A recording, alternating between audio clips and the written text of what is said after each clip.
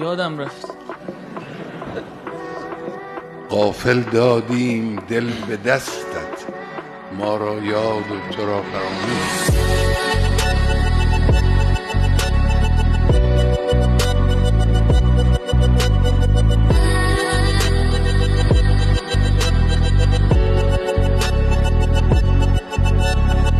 در آخرین باری که توفیق داشتم شعر خواندم دیگه نوشتم که این رو تقدیم کنم. یادتون رفته بود؟ بله.